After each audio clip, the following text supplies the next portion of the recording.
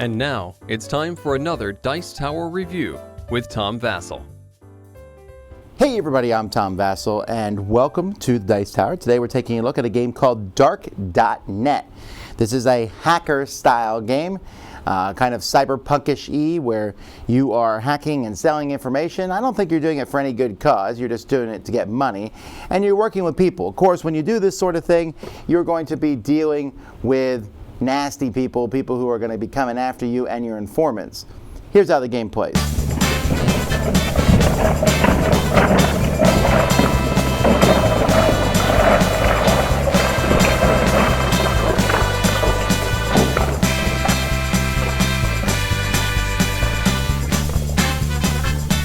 There's a lot of different pieces in this game, but basically each player has their own player board where you're going to keep track of your money here with a couple cubes.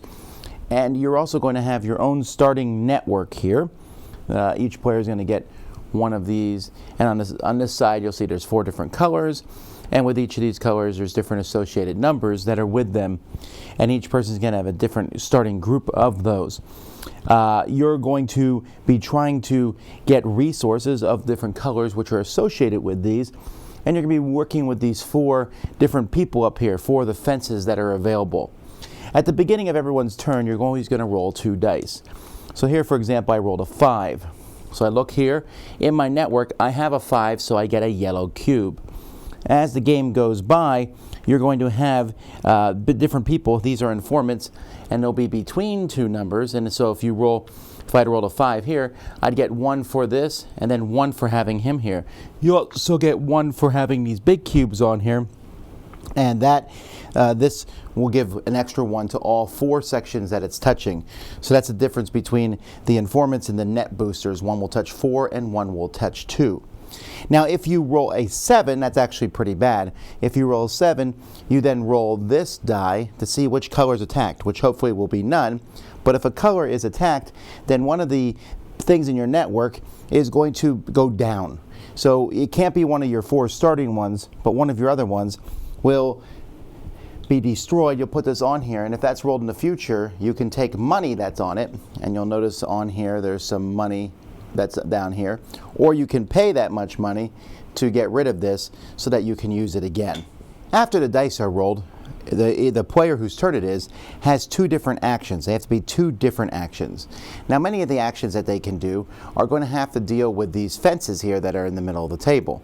So for example, they can sell to a fence. If you have these different colored cubes, you can sell to a fence, and you can sell as many as there are spots on a fence, and you sell for the first number. So example, if I was going to sell 2 green cubes to Mother, I would get paid 4 money for each cube that I sold to her. Also buying, and buying is done the exact same way. So King Kobold here has 4 blue cubes. The highest price you can see is 3. I decide to buy 3 of those. It would cost me 9. Now when you buy or sell from a fence, and one of these, and this die is on them, the die comes off and you put a trace token on them. You also put trace tokens on everybody if there is a corporate attack when you roll the 7 earlier. You can also buy network extensions. I already showed them down here. You can pay the amount of money that it shows on them. So each one has a certain amount of money. This one has 4 down here. And you can pay that and add it to your network somewhere. You can also pay 2 to wipe all these and put new ones that are there.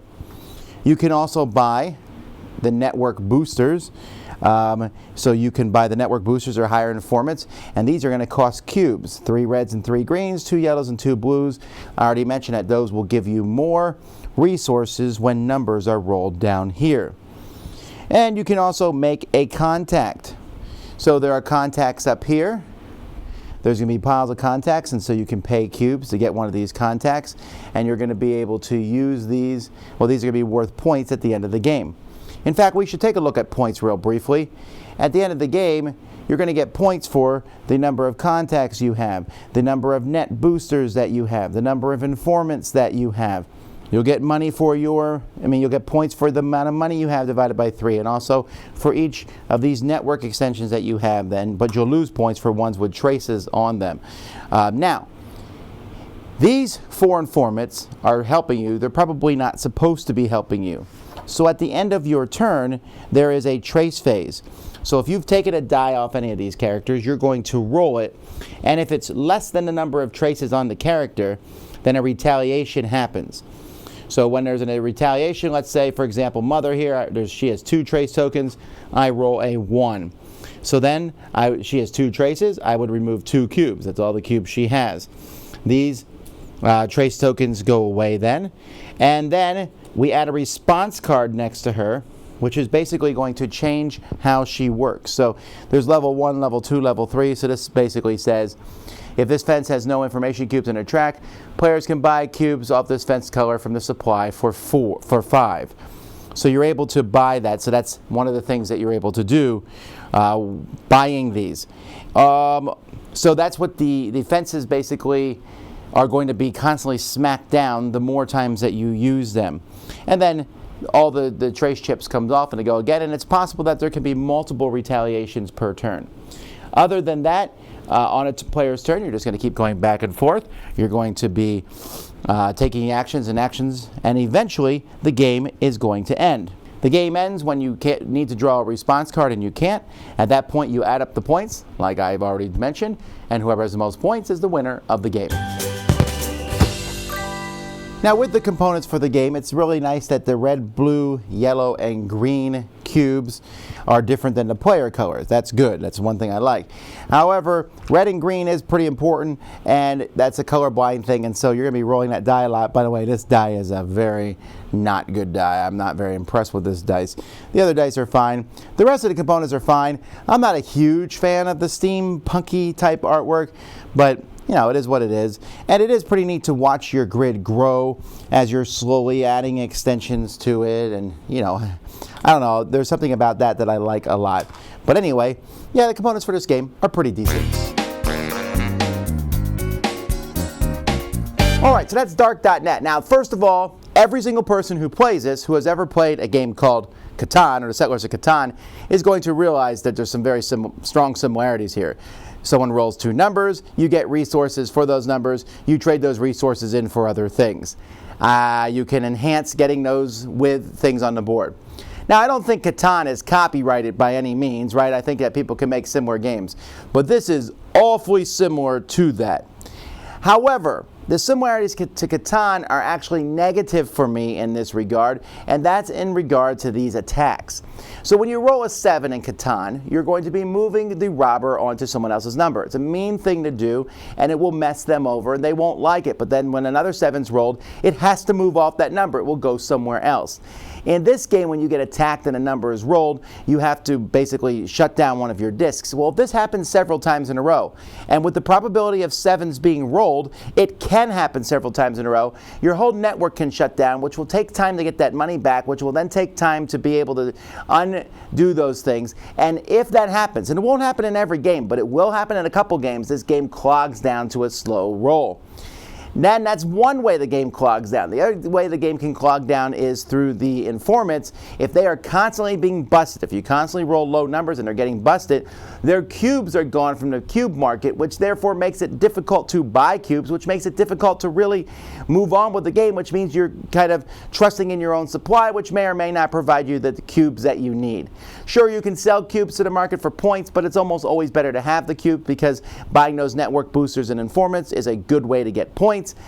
And so I like the idea of the game. It's basically saying, here's Settlers of Catan with an extra economy phase. I think that's kind of the selling point to the game with the cyberpunk theme. Well, the cyberpunk theme doesn't really do anything for me, but the gameplay itself, the rolling the dice and building your own network, I was like, okay, that's not bad. And I don't dislike this game, but I have played games of this that I have disliked because so many bad things happen, and it felt like you were always clambering and trying to get out of a hole that you found yourself in. And the points at the end of the game are basically just someone who managed, you're buying points in various ways, and there's just no real payoff. There's no like, woo, look at that cool thing that just happened. The best thing is like another thing about Catan is, and I know people are going to say maybe why you're comparing this to Catan so much, because they're comparable. Catan has that rolling dice and getting resources, and then has a very strong trading phase. The whole trading aspect is what makes Catan the game it is, not the rolling dice and getting resources. This gets rid of that trading, and instead it has you roll dice to get resources, and then mess around with informants who may or may not get busted. So that's interesting, but not as good as Catan. So I guess that's the tagline, not as good as Catan. There's some cool ideas here, and I don't think the theme is lacking. The theme kind of comes through a little bit, and some games will work better than others, but I want a game that plays well every time. Dice Tower Judgment, some interesting ideas, but can clog down.